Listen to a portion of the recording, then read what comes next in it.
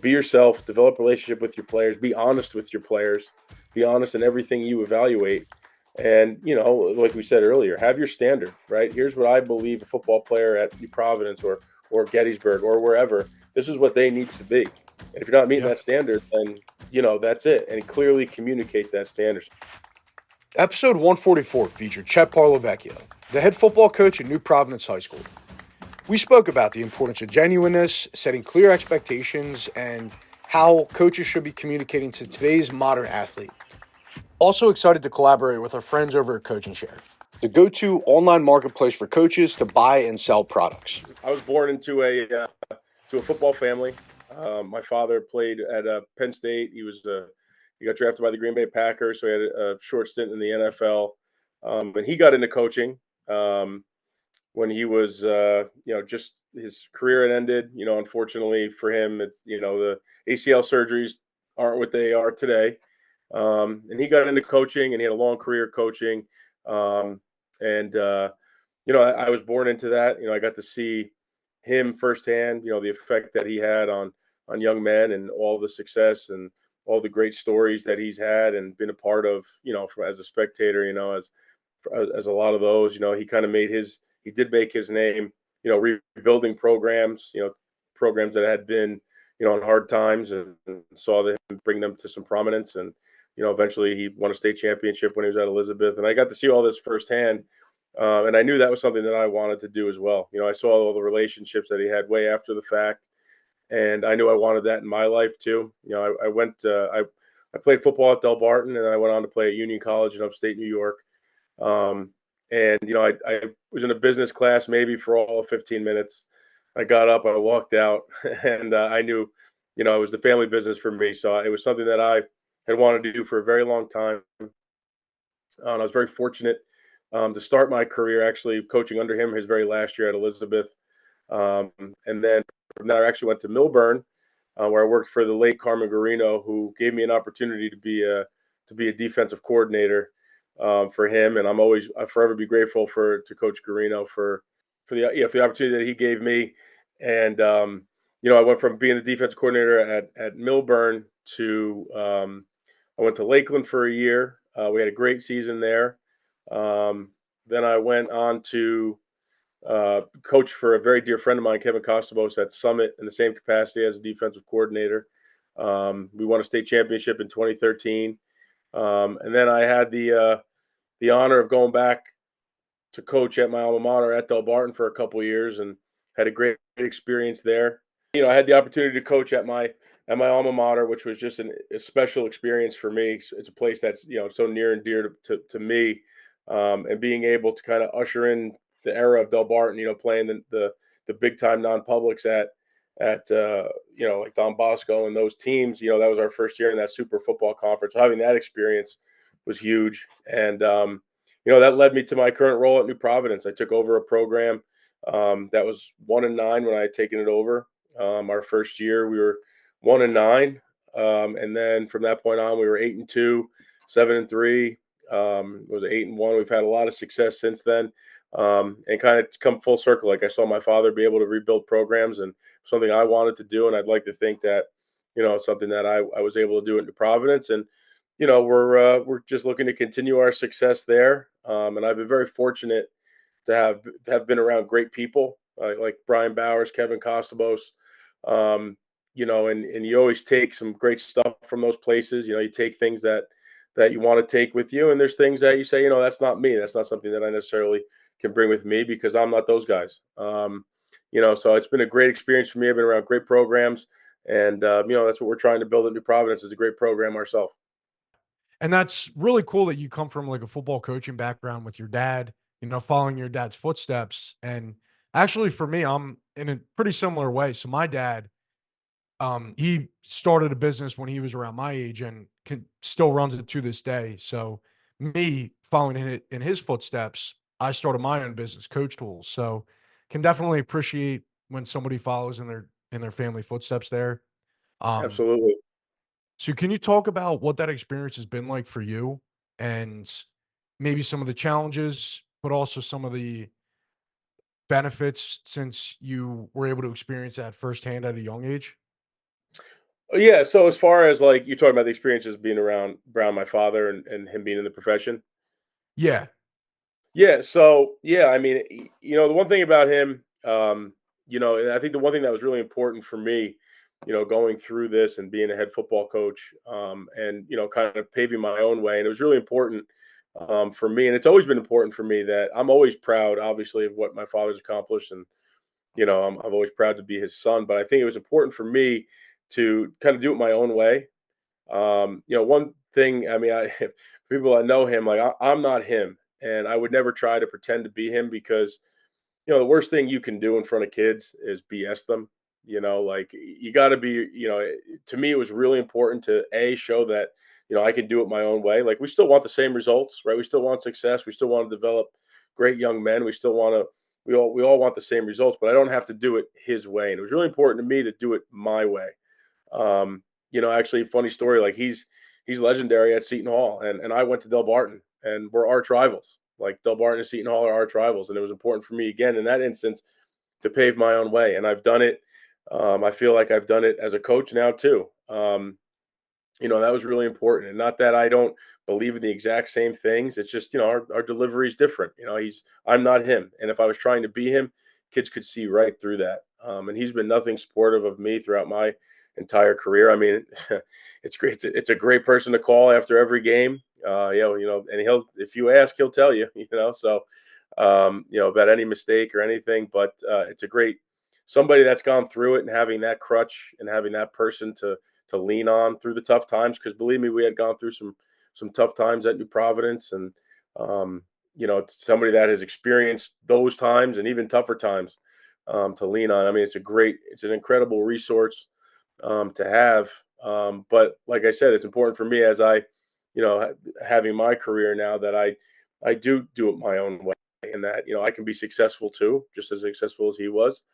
And I think showing that now, and it's something that I'm proud of, and I know he's proud of. But believe me, we don't. I mean, the results that we expect and things we expect from young men are the same. And the other thing that I saw that was something that I still see to this day because now so many of his ex players are in the coaching profession, and for to see the relationships that he has and still has with his players that now have babies of their own, grown children of their own, and to see the relationships he still has, I know that's something that I want to have with my players 5, 10, 15 years down the road, and hopefully that those are things that I can continue to build as time goes on. for sure. And I think you really hit the nail on the head when you were talking about just not BSing kids. Like you have to be yourself. You have to be genuine. And when you are yourself, you're really able to just communicate in a more effective way. And one of the things too that I always hear about from coaches when I talk on the podcast is really just breaking down communication and doing it in a way that is effective for the players. So I think like there's a few parts of that. So can you talk about your communication style and some of the ways that you've been successful in communicating to players over the years?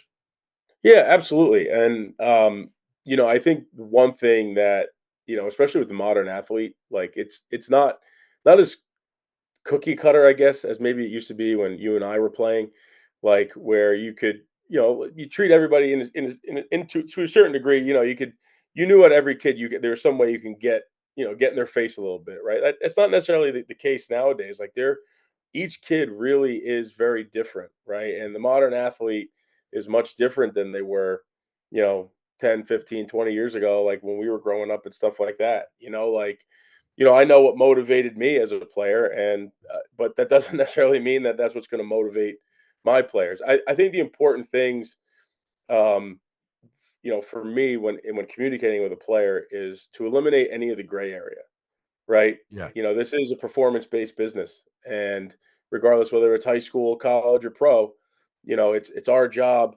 to put the best players on the field. And I always tell the players, it's my job to put the best players on the field. It's your job to make that decision, the hardest decision I have to make. And as long as you eliminate the gray area, I think kids like to know where they stand. And I think it's important that they know where they stand. I think it's also important um, for them. for them to hear, whether it's good or bad, why they're in that place and what they need to do to get better. I think, I was actually at a clinic this past Friday, and I think it was the defensive back coach from Rutgers, and I really liked what he said. He's like, you know, j- letting the athlete know why isn't always a bad thing. Here's why you are where you are, right? And on the same token, for a kid that may be a starter, like here's why you're here. So this is what you have to do to stay here. So I think eliminating the gray area, be very black and white. That doesn't mean you have to be, nasty to the kid or shameful, to shame the kid. Listen, this is why you're here. You need to do A, B, and C, or let's quite simply listen. This guy's getting the job done a lot better than you are.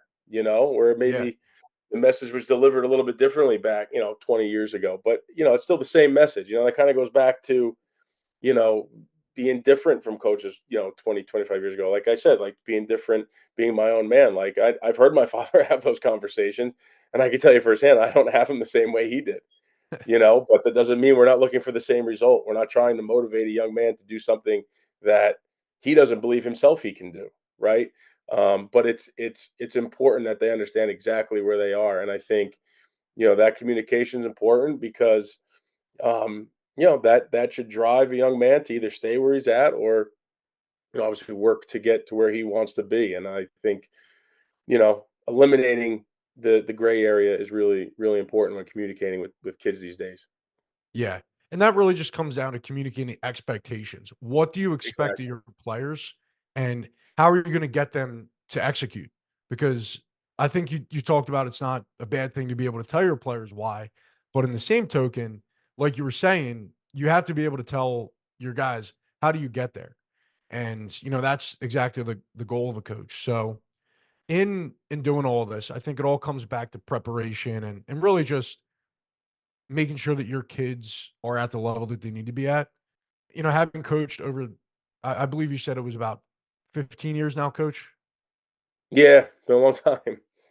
So having been in the profession for, a number of years now, what advice would you give to a young coach that's getting into it to help them better prepare or just give their kids that confidence to perform well? Absolutely. And I think like you had said and I mentioned earlier, I think number one is be yourself. Don't try to be something you see on TV. Don't try to be think that you have to be some certain way other than yourself. I think because it was a lesson I learned a long time ago, and it's nothing I necessarily experienced firsthand, but like when you first break into the profession like I did, like my first year coaching, I mean, I look back at how I was as a first year coach to where I am now. I mean, it's like a completely different person. I think to an extent, I probably was trying to be. People probably expect, oh, you're Chet's son, like there's a certain way you have to be, and that's not the case. I think first and foremost that I would tell a young coach is be yourself. To build relationships with your players. I think players are more responsive, will play, harder for you, if they truly trust you and know who you are and you can have a great relationship with a player because ultimately those relationships that, you can tell a player, hey, listen, this is what you need to do, or hey, this is what you aren't doing. Um, but the one thing you can't BS kids as much as you think you just can't, right? So to be able to be yourself, that's important. Another thing I would tell to a young coach, and again, like I said, I was at a clinic last Friday, and never stop learning this game. This game is constantly changing, and kids want to be, kids want to learn, right? Kids want to learn how to play this game. They want to be as successful as we do as coaches. So give them the best tools to succeed. The minute you think you've figured it out or that you know everything, you don't. So I think an advice I would give to a young coach, and even myself to this day, like I'm always on YouTube. I'm always looking for a drill, something I can take to practice, right? Like, don't dazzle kids with X's and O's. Make them better, right? Bring something to your practice field. Learn drills. Learn things that you could take to your practice field that will make a football player better. Like I could, any coach could sit up here and dazzle you with X's and O's. It's not a matter of what you know. It's what you can get them to know and with them to execute, right? And that kind of goes to your preparation point of it, right? It's not what I know. I could drop a bunch of stuff, but if we can't do it, it doesn't matter. So as a young Yeah. coach, sometimes you tend to want to do so much, right? But it's not about that. It's about making players better, right? Putting them in the situation where they can be successful. So many times, you run in, you see things where it's try to fit a square peg into a round hole. don't do that, right? Evaluate your talent. If you're a young coach, whether it's a coordinator or a head coach, evaluate talent and build your scheme around your talent, and build these kids up because ultimately, like I said, they want to be just as successful as we do, as coaches. So those would be two, really big things that I would, like you asked, like about advice I would give to a young coach, head coach, or whatever it is. Be yourself, develop a relationship with your players, be honest with your players, be honest in everything you evaluate. And, like we said earlier, have your standard, right? Here's what I believe a football player at New Providence or Gettysburg or wherever, this is what they need to be. And if you're not meeting Yeah, that standard, then that's it. And clearly communicate that standard. So communication, never stop learning this game and be yourself. I can tell you that firsthand. That's really, really important. definitely. Well, awesome, coach. Really appreciate you being on today. Any last words you want to share with the audience? No, I just appreciate being on this. I love talking about this kind of stuff. It's something that's always been something I've always been passionate about, having been around it, my whole life. And hopefully one day my my sons are talking about their experiences and stuff like this. So it's just it's great that you do something like this. I think it's awesome, and I'm really really honored and privileged to be a part of it.